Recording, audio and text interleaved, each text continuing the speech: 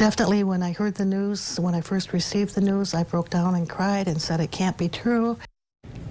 Tonight, loved ones are mourning the loss of 71-year-old Al Hogewind, a retired pastor who served as a counselor in Grand Rapids.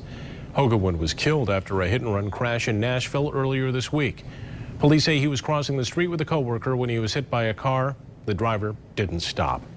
Tonight, 24-Hour News 8's Coco McAvoy spoke with the executive director of Centennial Park Counseling, where he worked, and she joins us live in studio.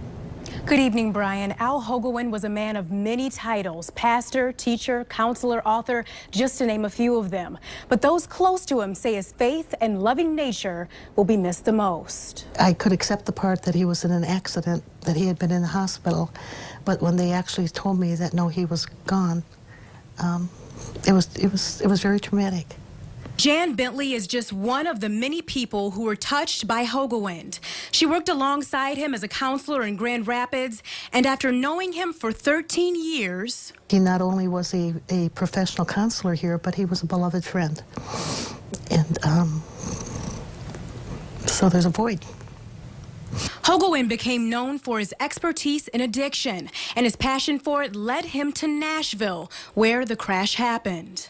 It was a sexual addictions conference. They wanted to learn more about the area, which he already was very skilled at. Taking a look around his office tells you a lot about his character. He spent many, many hours here. And the things that mattered most to him: his family. He loved his wife, was dedicated to his family, was so proud of his kids and grandkids. Traveling the world, and his deep-rooted faith. I really believe Al would remind me that this is not a mistake, even though it doesn't make sense to us, that God is in control. And he would say, Jan, just keep on fighting the good fight.